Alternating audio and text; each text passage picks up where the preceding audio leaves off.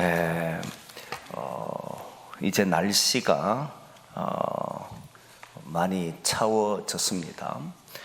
캄보디아 있을 동안에 거기에 날씨가 34도, 35도 낮에 그렇게 되니까 저는 제가 땀이 그렇게 많이 나는 줄을 거기 가서 알았습니다. 다른 사람보다 훨씬 더 많이 땀을 흘리더라고요. 그런데 그게 중요한 게 아니고 한국에서 이제 집사람을 통해서 메시지가 왔는데 한국의 날씨도 그 주간에 29도 뭐 이렇게 올랐다 그러더라고요.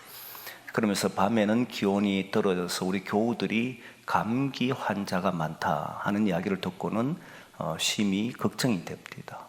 그리고 지난 주일을 보니까 안 그래도 보이지 않는 분들이 많아서 이 환절기 기온차가 너무 커서 교우들이 많이 어려움을 겪겠구나 하는 생각을 가졌는데 이번 주를 지나면서 어제부터 날씨가 많이 차가워졌잖아요. 그때 생각하면서 우리 교우들이 건강에 좀 더 유의해 주시면 좋겠다.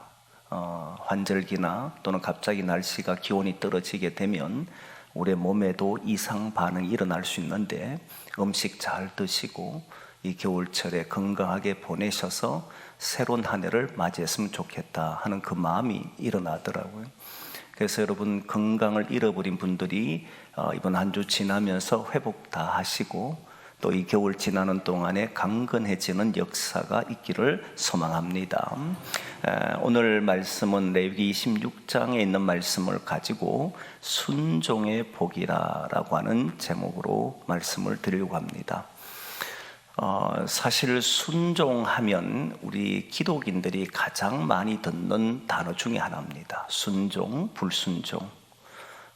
그런데 순종하며 사는가라고 하는 이 질문을 던져보면 선뜻 대답하지를 못합니다. 지난 부흥회를 하면서도 강사 목사님이 말씀에 순종하며 사느냐라고 했을 때 자신 있게 할 수 있는 사람이 누가 있겠느냐, 본인 자신에게도 그렇고 그리고 저에게 질문을 던졌잖아요. 말씀에 순종하느냐. 저는 순종하려고 노력합니다. 정말 순종하려고 노력한다는 이 말은 다 순종을 못한다는 말이잖아요. 그래도 순종해 보려고 합니다. 그 순종의 위력을 아니까, 말씀의 위력을 아니까 그렇게 해보려고 해요. 우리 교우들도 하나님의 말씀을 듣고 순종하는 이 순종을 통해서 일어나는 하나님의 복을 받을 수 있으면 좋겠다 하는 그런 마음이 본문을 보면서 든 거예요. 근데 오늘 본문에 순종의 복이라 했는데 하나님께서 무엇을 순종하라고 하는지를 봐야 합니다. 오늘 내 계명, 내 규례를 지켜 행하면 이렇게 3절부터 해서 쭉 그 내용이 순종하는 사람은 이런 복을 주실 것이다 하는 내용이 나옵니다. 그러니까 내 규례와 내 계명을 지켜하는 사람들, 순종하는 사람들에게는 이러이러한 복이 있을 것이다 라고 했는데, 그러면 하나님의 계명과 하나님의 규례는 어떤 것을 말하느냐 했을 때 뭐 10계명을 이야기하는 사람도 있을 수 있겠고, 그리고 오늘 본문 이전까지 나왔던 모든 이야기를 이야기하는 사람 있잖아요. 예배법, 그리고 이웃과의 관계법, 여러 가지 법들이 레위기 안에도 있단 말이에요. 거룩하게 구별되어 사는 이런 모든 것들을 포함한다라고 말할 수 있습니다. 저도 거기에는 동의를 해요. 그러나 오늘 본문의 26장에 들어와서 말씀의 순종에 대해서 이야기했으니까 그것도 1절부터 말씀하신 것이 아니고 3절부터 이야기했기에, 그럼 이 앞에 있는 1절과 2절의 내용이 뭘까? 그걸 일단 중심으로 해서 여기에 순종할 수 있는가? 아주 작은 본문이잖아요. 1절과 2절 내용을 가지고 과연 이 말씀에도 우리는 순종할 수 있을까를 찾아보는 겁니다. 범위를 넓혀버리면 여러분 하나님 말씀 순종합니까? 여기에 자신할 수 있는 사람은 아무도 없잖아요. 모든 하나님 말씀을 우리가 순종하느냐라고 했을 때 사실 거기에 예라고 대답할 수 있는 사람은 없는데, 구체적으로 좁혀가지고 오늘 본문에 나오는 요 말씀에는 순종하는가, 이렇게 한번 보려고 하는 거예요. 그 내용이 뭐냐니까 1절과 2절에 두 절에 걸쳐서 하는 이야기인데, 하나는 우상을 만들지 말며, 자기를 위해서 우상을 만들지 말며 조각한 것이나 그리고 주상을 세우지 말라, 요 말이에요. 그 우상 만들지 말고 조각한 것이나 주상을 만들지 말라, 세우지 말라, 이게 첫 번째 오늘 본문에 주어지는 말씀입니다. 그러면 이 말씀에 따라서 이스라엘 백성들은 순종해야 되는 거잖아요. 우상도 만들지 말고 조각한 것이나 주상도 세워서는 안 된단 말이에요. 그리고 두 번째는 뭘 이야기하냐면 성소를 경외하라는 것도 있지만 그 앞에 보면 안식일을 지키며 성소를 경외하라, 이렇게 나온단 말이에요. 요 두 가지, 그 1절에 하나, 2절에 하나, 요 두 가지의 내용을 우리는 지킬 수 있을까? 아주 작은 내용이지만 그럴 수 있는지를 보는 거예요. 여러분, 이스라엘 백성들은 우상을 만들지 말라 지켰습니까? 안 지켰습니까? 물어보면 안 지켰습니다. 우리는 순종을 해야 된다는 것도 너무 잘 알고 순종해야만 복이 된다는 것도 잘 압니다. 그런데 단순하게 우상 섬기지 말라, 만들지 말라, 이 말도 이스라엘 백성들은 지키지를 못합니다. 불과 얼마 만이냐면 이제 모세가 애굽에서 나온 이후에 이스라엘 백성 전체를 이끌고 나온 이후에 시내산에 도착하잖아요. 3개월 만에 도착합니다. 그리고 1년을 거기에서 보냅니다. 약 한 1년 보내게 되죠. 그렇게 보내면서 하나님의 말씀을 들었습니다. 이 말씀의 내용도 다 알 거란 말이에요. 우상을 만들지 말라는 내용도 다 압니다. 그런데 40일 만에 내려왔을 때, 40일 만에 왔을 때 이들이 뭘 했느냐면 우상을 만들었습니다. 안 지켜요. 잘 지킬 것처럼 생각하지만 안 지킵니다. 신기하게도. 그리고 가나안 땅에 들어갔어도 보니까 이들에게 가장 큰 문제가 무엇이냐면 우상을 만들어 섬기더라는 거예요. 이상하잖아요.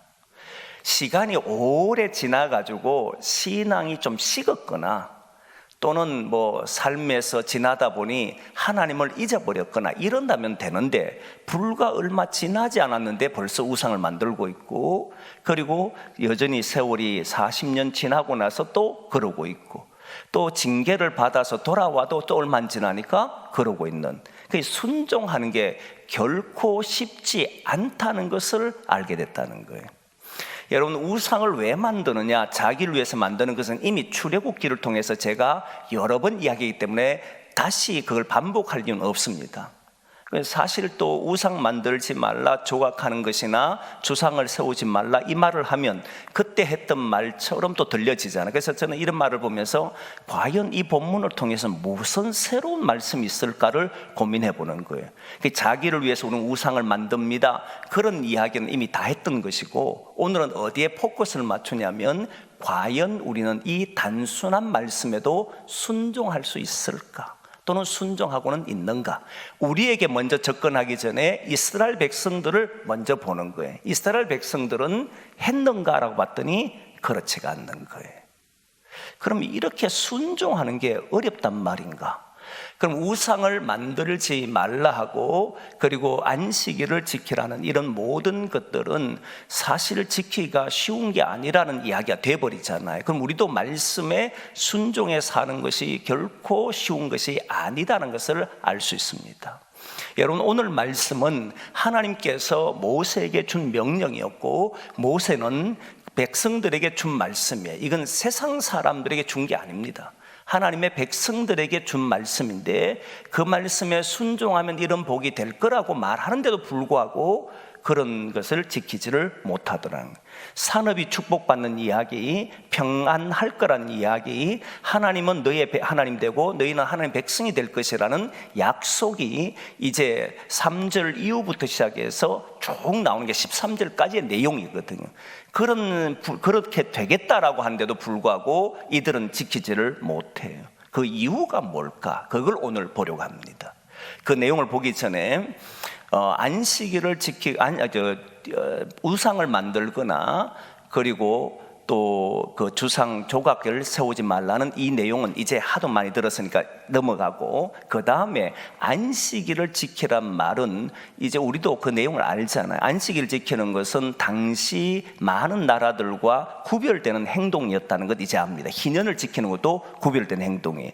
지금은 안식일 날 지킨다라고 했을 때 일반 사람과 잘 구별되지 않습니다. 왜냐하면 다 주일을 쉬니까. 한 30년, 40년 전만 해도 주일을 지키는 것을 겁을 냈어요, 사람들이. 왜냐하면 혹시 단골 손님이 떨어지는 것은 아닌가, 혹시 일을 하지 않으면 소득이 줄어드는 것은 아닌가. 그래서 주일을 지킨다는 것을 너무너무 어려워한 사람도 있습니다. 그래서 그것 때문에 양심의 가책을 받은 사람도 있었어요. 그렇지 않습니까? 주일을 내가 범한다는 것에 대해서 양심의 가책을 느끼면서 산 사람이 있어요. 근데 지금은 그런 주일을 어떤 일로 인해 가지고 범하는 것은 거의 없어졌습니다. 왜냐하면 거의 다 쉬니까. 문제는 뭐냐면 다른 일들이 우리를 유혹하는 건 많아졌습니다. 그러다 보니까 안식일을 지킨다는 것을 사실 예전처럼 뚜렷한 개념을 가지고 지키는 사람들이 점점 줄어들고 있는 것은 확실합니다. 개인의 일이나 또는 여러 가지 주어진 현실 때문에 그것이 뭐 수입이 없어질까봐, 또는 내가 이래 하면 단골 손님이 사라질까봐 이렇게 지키는 것이 아니고, 내가 가정사든 개인사든 이런 일들로 인해서 안식일, 주일을 지키는 것은 많이 이제 줄어든 것은 분명해요. 그러니까 주일을 지킨다는 것은 구별된 행동이라는 것은 여전히 유효한 것 같습니다. 아무리 시대가 바뀌어도 유효해요. 그리고 지금도 안 믿는 사람들 같은 경우는 주일날 1시간 예배 드리러 가는 것도 이해를 잘 못합니다. 그렇잖아요. 왜 쉬는 날 그렇게 가느냐고. 그래서 주일을 지킨다는 것만 해도 구별된 행동이라는 것은 확실합니다. 세상의 일을 하지 않아도 그게 구별된 행동이지만, 지금 다 쉬는 시간인데도 불구하고 나는 주일을 지키려고 아침에 일찍 일어나서 몸단장도 하고, 그리고 성경책도 가지고, 그리고 교회를 향해서 움직이는 것만 해도 세상 사람들이 볼 때 이해할 수 없는 행동 중에 하나가 되는 거예요. 그게 구별된 행동입니다. 안식일 또는 안식년, 희년, 이런 모든 것들은 사실 고대 당시에도 구별된 행동이지만 지금도 이런 행동을 하게 되면 분명히 구별된 사람으로의 삶을 사는 겁니다. 그런데 그 다음 나오는 성소를 경외하라, 이 말이 도대체 이해가 쉽지 않습니다. 성소를 경외하는 것이 어떻게 구별된 행동이 될 수 있을까? 레위기는 구별이 주제니까요. 성소를 경외하라, 성소를 경외해야 되는가? 성소를 두려워하라는 거잖아요. 이 말은 성막이란 말이죠. 그럼 하나님이 계신 곳으로 유대인들은 그렇게 성막을 생각했습니다. 그러다 보니까 당연히 성막은 두려워하는 곳이 될 수밖에 없어요. 근데 지금은 성전이 그렇게 두렵게 느껴지냐면, 우리 자신도 성전에 대해서 두려움을 가지고 있는 사람이 얼마나 될까? 이게 사실 좀 염려가 돼요. 하나님이 계신 이 성전이라 생각하면 우리가 말도 조심하게 될 것이고, 행동도 조심하게 될 것이고, 우리의 걸음걸이도 조심하게 될 텐데, 사실 그렇게까지 생각한 사람이 이 시대에 얼마나 될 수 있을까? 이건 의문부호로 사실 조금 남습니다. 저를 비롯해서. 그러니까 예전에는 여러분 아시지만 성전에 오면 사람들이 겁을 냈습니다. 그렇잖아요. 그러면서 마당에서든 어디에서든지 술이든지 담배든지 하는 것을 두려워했습니다. 이건 일반 사람도 교회에 들어오면 마당에서조차는 담배를 피는 것을 안 했습니다. 이유가 뭐냐면 여기는 성전이라고 생각했기 때문에. 근데 여러분, 지금은 우리 교회 마당에도 일반 차량이 많이 되는데 보면 지금은 많이 없어졌어요. 처음에는 오픈을 해놓으니까 담배를 피는 사람이 많았습니다. 저는 그걸 보면 참지를 못해요. 그래서 저는 반드시 가서 여기는 성전이라고, 하나님이 세우신 성전이라고 나가시라 이렇게 이야기해서 담배를 그냥 하지 마시라 해서 보냅니다. 그건 해야 된다 생각해요. 여전히 교회는 하나님이 정해서 우리에게 준 거룩한 터전이라고 믿기 때문에 그래요. 그런데 여러분, 사람들이 그만큼 가볍게 여긴다는 거, 이제는 성전도 성전들도. 여기에 신앙생활 오래 하신 분들은 적어도 성전들과 성전은 거룩하게 여겼던 분들이잖아요. 근데 많이 퇴색된 건 분명합니다. 그러면 지금 이런 속에서 구별한다는 게 뭘까라고 할 때 또한 하나의 생각은, 고대 사람들은 잘 알지만 어느 종교든, 고대 종교든 현대 종교든 상관없습니다. 자기들이 믿는 신전은 모두 다 귀하게 여겼고 그리고 두려워합니다. 여러분, 일반 다른 종교의 불교에서도 절에 가면 거기 가서 엄숙하게 행동을 합니다. 그럼 구별이 없잖아요, 사실은. 성전을 경외하라, 두려워하라는 이 말이나 다른 종교의 사람들이 자기 신전을 깨끗하게 하려고 하는 이런 모습 속에는 차이가 없단 말이에요. 그럼 이게 무슨 차이를 가진지를 보셔야 돼요. 성전을 경외한다는 말은 바로 우리들이 이 성전을 중심으로 해서 산다, 이 말입니다. 그게 무슨 말이냐면 결국 우리의 삶은 여기가 아닙니다. 우리가 있는 자리는 이곳이 아니에요. 우리의 삶의 터전은 하나님이 우리에게 주신 현재 여러분이 살아가는 그 삶의 터전이 하나님이 여러분들로 하여금 살게 하는 터전이잖아요. 여기는 우리의 삶의 중심이다라는 겁니다. 이 삶의 중심이 어디에 둔다냐면 하나님께 둔다, 이 말이거든요. 하나님을 경외하고 성전을 경외한다, 이 말은 하나님을, 이 성전에 계신 하나님이니까 하나님에게 중심을 두고 내 삶에 돌아가서 그 삶의 터전에서 나는 살겠다, 이런 이야기예요. 실제 다른 종교에서는 그 신전은 또는 그들이 세우는 어떤 전들은 보면 와서 빌고 거기에 와서 경외하는, 그를 두려워하고 거기에서는 거룩하게 여기려고 하는 정도지만 우리는 여기에서 그런 생각을 하는 것이 아니고 우리의 삶의 터전에 가서 성전을 두려워하니까 뭐 한다는 겁니까? 내 삶을 거룩하게 하려고 하고 내 말을 거룩하게 하고 내 삶의 터전을 하나님이 함께하는 곳이 되도록 만들어간다, 이렇게 되는 거예요. 그래서 성전과 실제 삶이 분리돼 버리면 이방 종교인들이 가지고 있는 그 생각과 별 차이가 없는 겁니다. 똑같은 것으로 가지고 있는 거예요. 그 삶과 신앙이 분리된다는 말이 그 말이에요. 교회에 오면 다 경건하려고 하고, 교회에 오면 적어도 예배를 드린 자들은 자기의 성결하게 하려고 하고 그리고 두려워하는 마음을 가지려고 하잖아요. 근데 이건 이방 종교인들도 하는 겁니다. 근데 우리의 다른 차이점 뭐냐면 삶의 터전에서 하나님 중심으로, 성전 중심으로 산다는 말이에요. 그러면 이 신앙과 삶이 분리되지를 않는다 하는 것이 바로 하나님을 경외한다 또는 성전을 경외한다, 이런 말이에요. 그러니까 구별된다는 말을 사용하는 겁니다. 성전을 경외하라, 성소를 경외하란 말이 오늘 레위기에 나오는데 다른 곳에는 잘 안 나옵니다. 그렇잖아요. 그래서 성소를 경외하라는 이 말은 내 삶에서 중심은 하나님이시다, 이 말입니다. 그 말은 곧 내가 살아가는 모든 곳에서 하나님이 원하시는 삶을 살아가겠노라, 하나님 앞에 선 사람답게 나는 행동하겠노라. 가정에서든 직장에서든 그리고 나의 삶의 터전, 일터에서든 이런 모든 사업 터전에서든 할 것 없이, 학교에서든 할 것 없이 모두 그곳에서 하나님을 두려워하는 모습으로 나를 언제나 거룩하게 지켜보시는 하나님 앞에 선 사람으로 살겠다 하는 그런 의미가 있더라는 거예요. 그럴 때 저는 구별된다라고 생각합니다. 그렇게 해보라는 거예요. 자, 이제 여기에서 그렇게 살 수 있겠나요? 이 질문인 거예요, 사실. 안식일을 거룩히 지키고 그리고 성소를 경외하고 그리고 이런 우상을 섬기지 않고, 우상을 섬기지 말라니까 나는 우상 안 섬기는데요. 우상은 자기를 위한 것이니까 결국 나를 지켜줄 수 있는 게 뭔가, 이런 문제거든요. 여기에 우상이라는 단어가요, 어떤 단어냐면 엘릴림이라고 하는 단어입니다. 히브리어로 엘릴림이라는 단어인데, 엘릴림이 무엇이냐면 가치 없는 것, 쓸데없는 것, 이런 뜻이에요.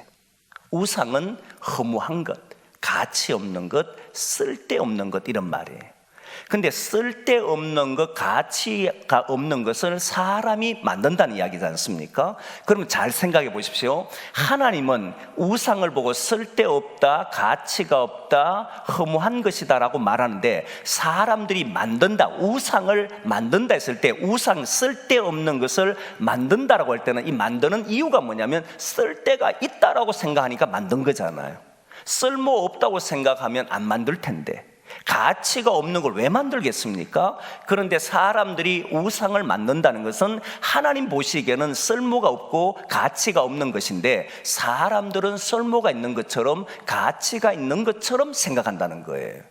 이 충돌이 일어난, 하나님의 생각과 사람의 생각이 충돌이 일어나 버린 겁니다. 하나님 그 쓸모없어, 돌을 만들어 놔도 나무를 깎아 놔도 그건 네한테 아무 소용도 없어 라고 말하는데, 사람은 그게 소용이 있다라고 이야기하는 거잖아요. 그러니까 만드는 거겠지요. 그러니까 주상을 세우는 거겠지요.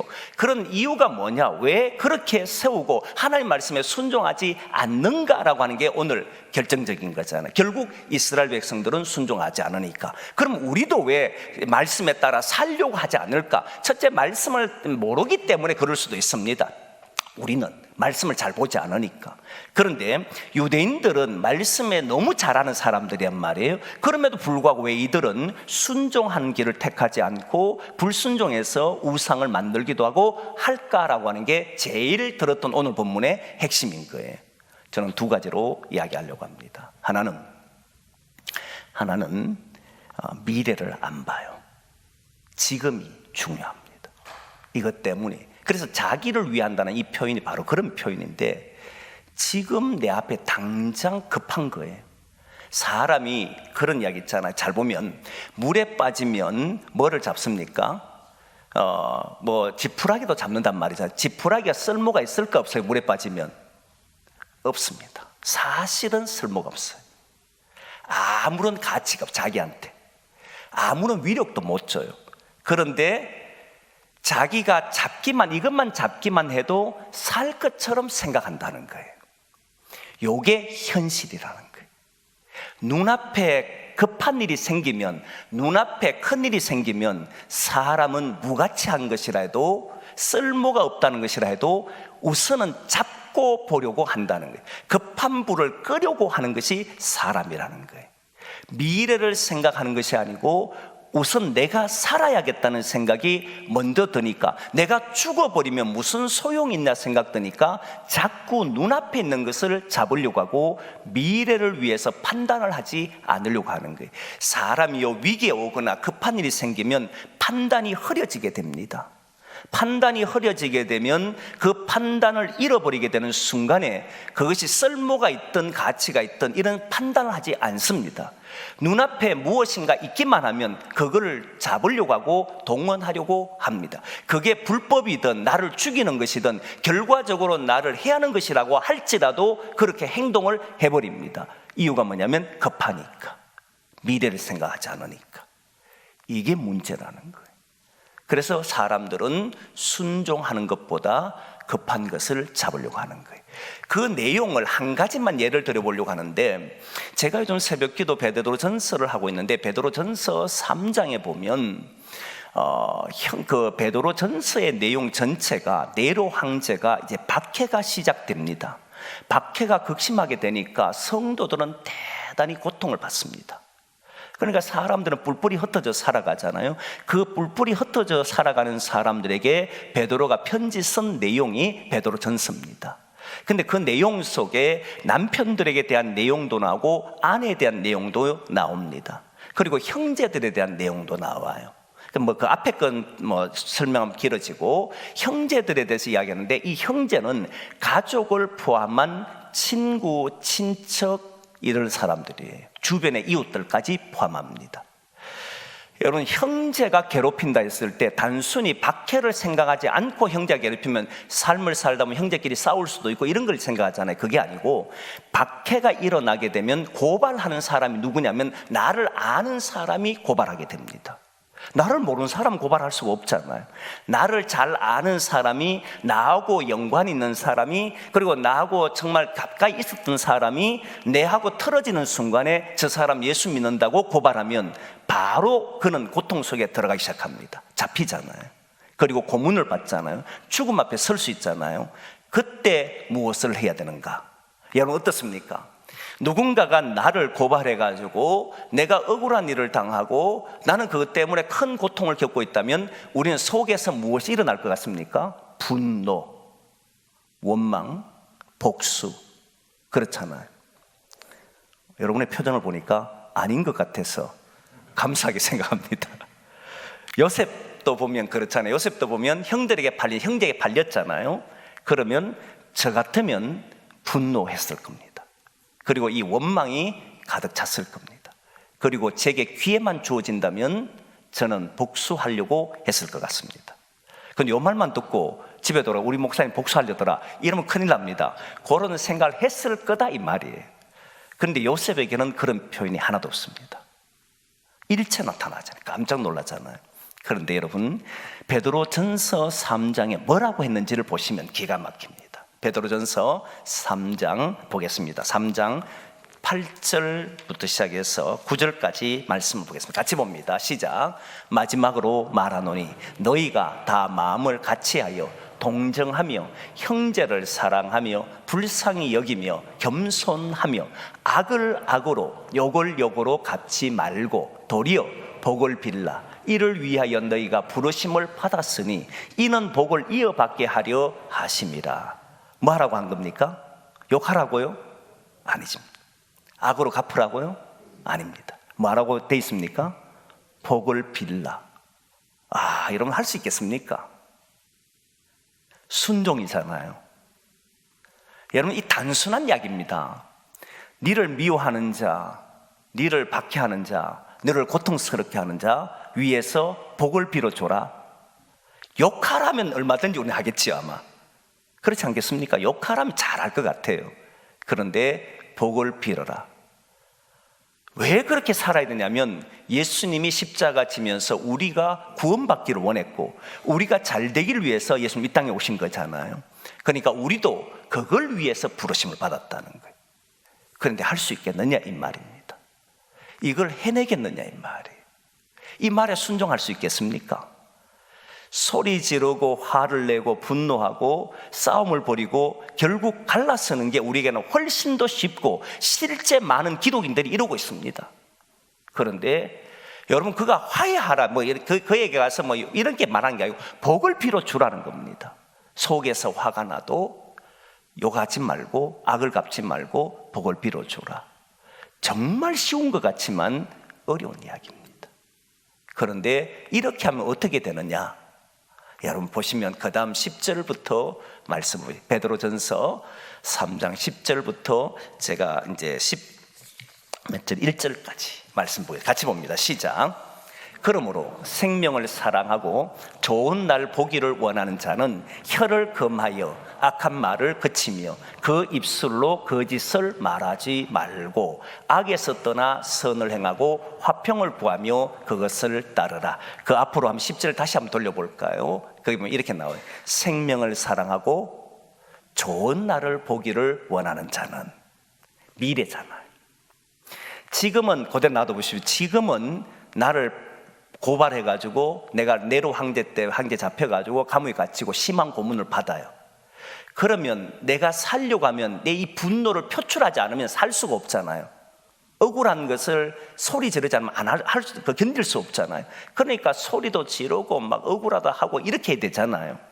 그런데 그렇게 하면 시원할지는 모르지만 그 사람의 날은 생명을 사랑하고 좋은 날 보기를 원하는 자가 아니라는 거예요. 그래가 좋은 날이 오질 않는다는 거잖아요. 그 미래를 보고 판단하는 사람은 오늘 어리석은 짓을 하지 않고 말씀에 순종한다. 이렇게 나온 거예요. 그래서 성경은 정말 대단하지 않습니까? 지금 보면 속상한 대로 행동해야 되고 지금 보면 내 눈앞에 지금 죽어가고 있으니까 그 짓을 했으라도 또는 우상을 만들었으라도 내가 살아야 된다 생각하지만 그럴수록 뭐 하라는 거예요? 말씀에 순종하라. 그게 더디더라도 반드시 이루어지고 좋은 날이 있을 것이다. 그 말 하는 거예요. 그 말 여러분 믿을 수 있겠습니까? 저는 믿습니다. 그러기에 우리는 좋은 날 보기를 원하는 자가 되시라. 그래서 오늘 급하더라도 지푸라기를 잡으면 안 돼요. 그렇잖아요. 아무리 급하더라도 내 속에 있는 걸 드러내면 안 돼요.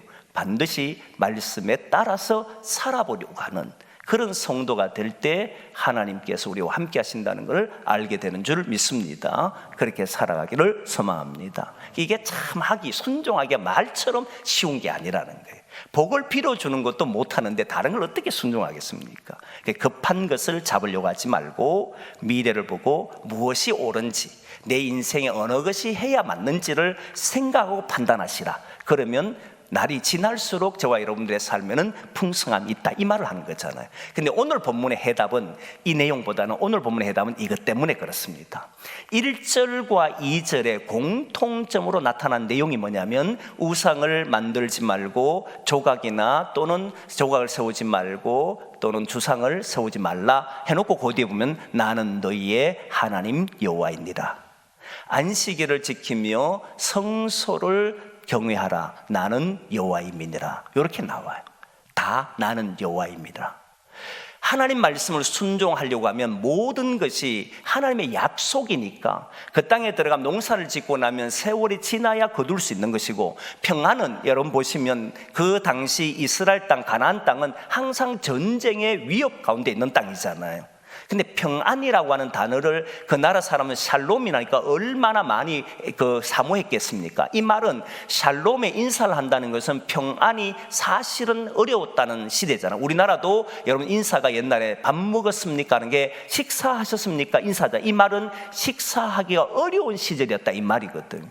그 평화, 샬롬이라는 이야기를 한다는 것은 평화를 구하기가 어려운 시절이었다, 이 말입니다. 그럼에도 불구하고 하나님은 평안을 주실 것이다, 이 말을 했던 거예요. 나는 너희의 하나님이 될 것이다, 너희는 내 백성이 될 것이다, 이 말을 하고 있는 그 약속입니다. 하나님이 준 약속인데, 포도나무의 그 나무의 열매는 끊이지 않고 그 미치지 않고 계속 이어질 것이다, 그런 이야기 계속 한 거잖아요. 그래서 4절부터 보시면 그 내용이 계속 나온 거예요. 그런 모든 안전하게 될 것이다, 그런 모든 것이 약속입니다. 그런데 이거를 지키려면 뭘 해야 되냐면, 우리가 하나님을 믿어야 한다는 거예요. 신앙이 순종하게 한다. 저는 이걸 고백하는, 믿음은 순종하게 한다. 순종하는 사람은 믿을 때만 가능하다. 믿지 못하면 결코 순종하지 못한다. 제자와 스승의 관계를 보면요, 스승이 가르치는 것 앞에 제자들이 보면 저대로 해도 되나라고 생각 들 때가 있어요. 근데 이 둘 사이의 갈등을 극복하는 방법은, 제자가 극복하는 유일한 길은 다른 게 없습니다. 스승을 믿을 때만이 그 말에 따라갑니다. 믿지 못하면 못 따라갑니다. 그래서 하나님을 믿는 믿음이 우리로 하여금 순종케 한다는 것을 보여주는 거예요. 하나님에 대한 믿음이 없으면 하나님의 말씀은 저 멀리 이루어지는 것 같고 실제로 이루어지는 것 같지 않기 때문에 사람들은 따르지를 않는다는 거예요. 순종이 어려운 것 같아도 어려운 게 아니라 믿음이 없기 때문에. 그러면 우리는 어떻게 기도했냐면, 하나님, 내가 주님을 믿는 믿음을 우리에게 주십시오라고 해야 되고, 그 믿음 있는 사람은 순종하게 되고, 순종하면 하나님 우리에게 주시는 안전과 평안과 하나님이 우리의 아버지가 되시는 이 놀라운 역사들을 경험하게 될 줄 믿습니다. 그렇게 살아가기를 소망합니다. 우리가 같이 한번 통성으로 기도하겠습니다. 우리가 순종하기가 참 어려운 시대 속에 삽니다. 하나님 말씀보다 세상 것을 잡으려고 합니다. 이때 우리는 하나님 말씀 순종하겠다고 기도하고, 아버지의 말씀에 따른 자는 결국 미래에 주님 주시는 복을 볼 줄 믿습니다라고 기도하시고, 우리는 어떤 어려움이 또 복을 비는 자가 되도록 기도하시고, 그리고 또한 하나님을 믿는 믿음으로 순종하는 자 되도록 기도하신 후에 우리 수험생들을 위해서 기도해 주시기를 바랍니다. 우리 수험생들 강건아, 박서연, 오재여, 정재원, 채연, 귀한 우리 교회에 있는 친구들입니다. 또 우리 교회의 자녀들입니다. 위에서 기도해 주시고, 이들도 하나님 말씀에 따라 순종하며 그들의 미래가 복될 수 있도록 우리 같이 한번 통성으로 기도하겠습니다.